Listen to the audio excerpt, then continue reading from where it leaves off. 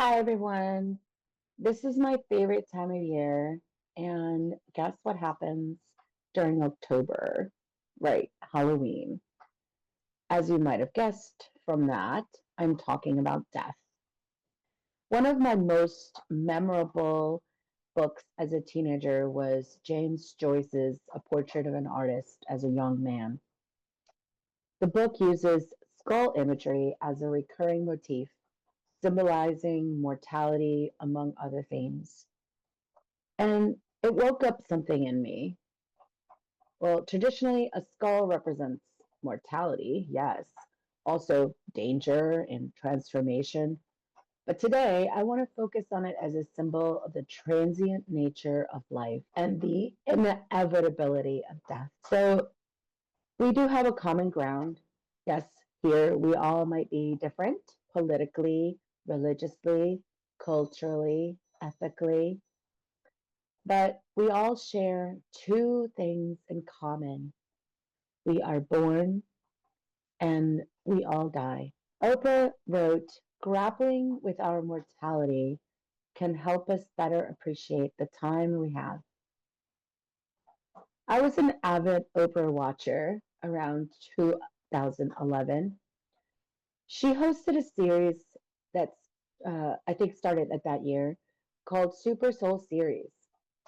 And Super Soul Series was a collection of inspiring conversations with thought leaders, spiritual teachers, and visionaries designed to awaken viewers to deeper meaning and connection in their lives. As far as I know, this series is still going, and it explores topics like purpose, consciousness, healing, personal growth, encouraging self discovery, and inner transformation. In one of those conversations, I still remember what was said, and it was Oprah that said it, and she said, and I'm paraphrasing here, that if we had millions and millions of years to live, we wouldn't be trying so hard to appreciate our time, our lives, the people around us. So it's only seemingly by limiting our time here on Earth can we truly rise to the challenge of learning what living is all about. Notice I said seemingly, because as you and I know, when we die, we don't really die. But when we're here, we do feel like our time is limited. And that is an important thing to constantly remember that our time is limited. And in thinking that, we are then able to rise to the challenge of learning what living is all about. Which brings me to the gift of limitations. Artists know this rule very well, that limitations inspire creativity. Take a look at Henri Matisse, for example. Henri Matisse began his art career as a painter, but what he was best known for were his colorful cutouts. He began making his colorful cutouts after an illness which left him too weak to paint. He called it painting with scissors. So, my belief about limitations is that all limitations, all challenges, are carefully and lovingly placed before us for the purpose of inspiring us to rise above them. And when I say lovingly, my mind goes right to our higher selves before we come here. We lovingly prepare these challenges for ourselves to face in this lifetime. So it is, again, my belief that challenges are simply very specific calls for us to focus and to work towards rising beyond them. So let's talk about the role of time, because I did mention that earlier, the limitation of time. So back to the theme of time, anyone a procrastinator? Because I am a huge procrastinator. When we procrastinate, we fail to recognize the value of time. We fail to gauge the passing of time. Like I said, I'm a serial procrastinator. I get most done the night right before a project. I have I have a very distinct memory of being in college and writing a 20-page paper the night of right before it was due. And I got an A, I should add. Anyway, I was still chiseling away um, at this, what I'm writing, just before I was sharing or recording this video. So, just so you know.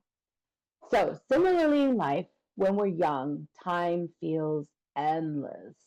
I remember being in grade school and a year felt like a lifetime. Like we started that school year, it felt like the end of the school year was going to take at least 10 years, or that's how it felt. And also, the choices that I made when I was younger were choices made without fear. Um, like, I can't even say the words, don't do anything I wouldn't do to my kids, because the things I did were, right now, I would think were considered very dangerous. Um, And as we age, we become aware of this thing called time, and we start asking bigger questions. We ask questions of, am I a good person? What is my purpose? Why am I here? And thinking about, one day I will not be here, and what's going to happen then? So some people might call this midlife crisis. I believe time is our greatest teacher. Time is subtle but infinitely and relentlessly powerful in its teaching. Time, and ultimately focusing on the lack of time we have left, helps us to better direct our focus on the task we came here in this incarnation to accomplish. So, okay, why fear on death? Many people fear death. They avoid talking about it. They believe that even talking about it might invite it in our lives. I have a very superstitious husband who will basically say the same thing. Don't talk about that. Um, Even when someone knows, uh, if you know someone who's passed, some people might feel awkward and not know what to say during that time. When in fact, when a loved one dies, that is the time that we should most talk about the dead. It is so incredibly healing to talk about your loved one who's passed. So, if you want to support a grieving person, listen uninterrupted, allow them to tell you about their loved one for as long as they want. Before you know it, you will see a smile come across their face, because in that moment, you are allowing that person to re experience what made that person so important to them to begin with. So I'm sure right now a lot of you know what a near death experience is. So if you don't, a near death experience is someone who's died and then come back to life. And we the people that have experienced an NDE, which is short for near death experience, the people that have experienced a near death experience have massive life changing consequences. The University of Virginia's Division of Perceptual Studies, with Dr. Bruce Grayson and colleagues, have found that having an NDE reduces fear of death. But did you know that in addition to that, even hearing about another person's NDE can also ease death anxiety? More importantly, the top three changes after the NDE are noteworthy to mention here, and I'm going to mention them now. Number one, having a near death experience can dramatically reduce fear of death. So, survivors describe death as a return home or a transition, not an ending.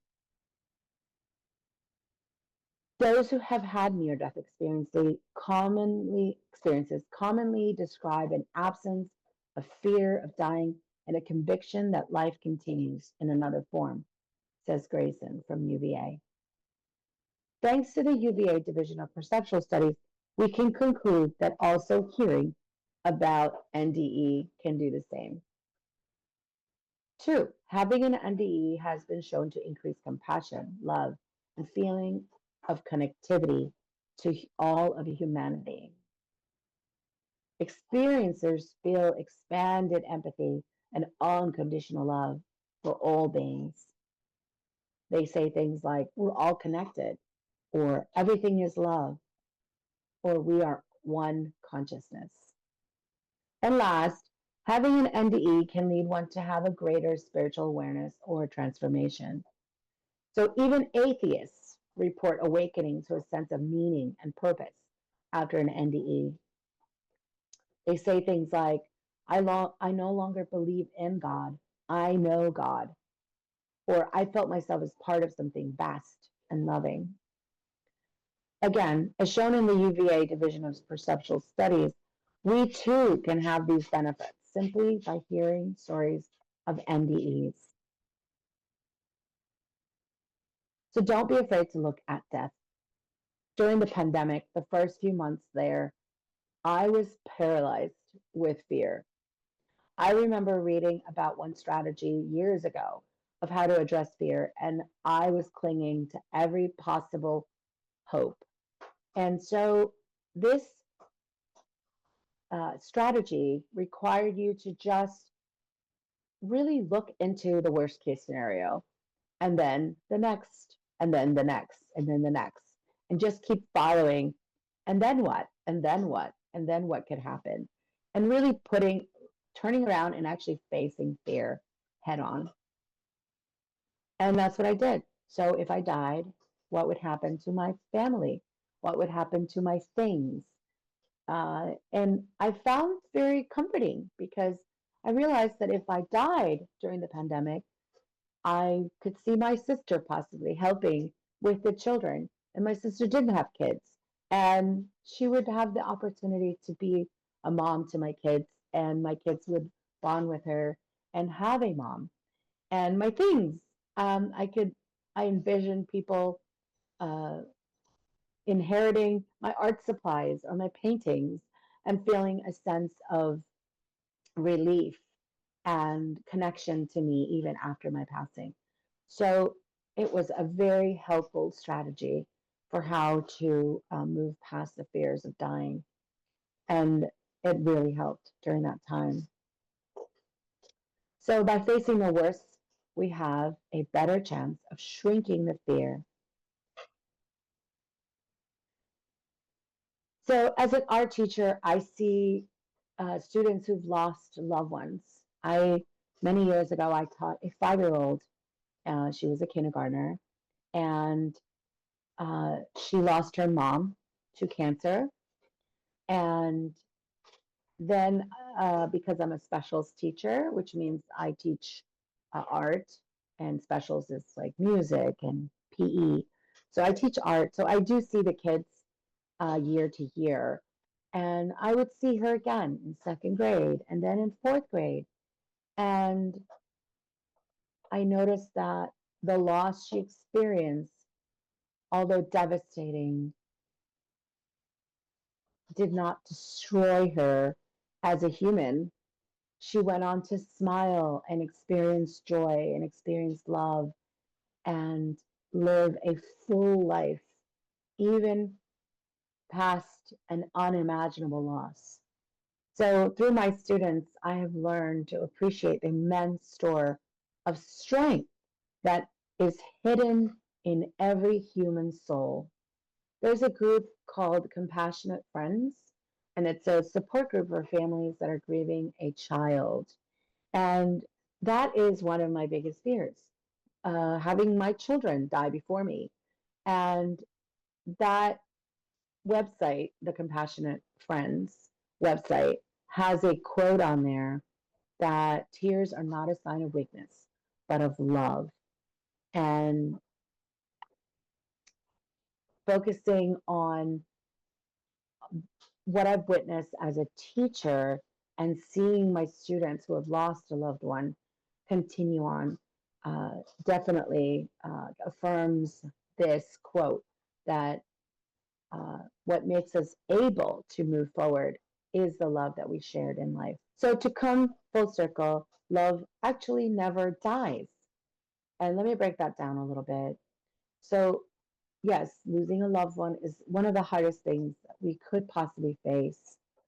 Um, but we do not need to fear losing them forever. Love never dies. I used to hear that all the time and had no idea what that meant.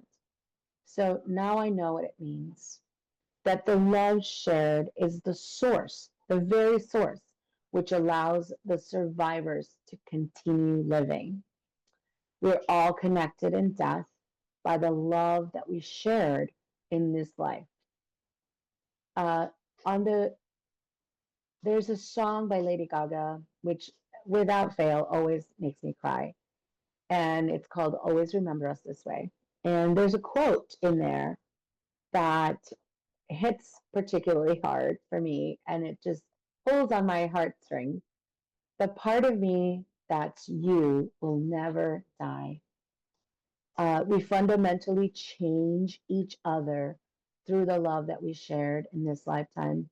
Relationships that we share together in life continue in death because we fundamentally affect each other on a cellular level, and therefore we become parts of each other. David Haynes, a near death experiencer hit by a truck, said, "We are all one, we are all the same. The earth experience is one of separation, so that we can learn how to love even deeper, even in our separation." Which brings me to what our mission here on earth is. After an NDE, David Haynes went on to spread love through art. Interestingly, the man who saved him from the accident, who pulled him out of the accident, was named Art. So he was saved by art in two ways. But his quote again, let's look at his quote again. "We're all one, we're all the same. The earth experience is one of separation, so that we can learn how to love even deeper, even in our separation." The separation we feel on this earth to each other is purposeful so that we can learn how to love beyond the separation. We can learn how to love deeper through our separation. So don't take a side. Don't fight so strongly against. Place your energy in loving even deeper, connecting, finding those bridges to each other, no matter how subtle, finding those bridges across the separation to each other. Again, for in the end, the accumulation of the love we spread here on earth in this incarnation will be the only thing we leave behind for the loved ones who will grieve us when it's our time. Thank you.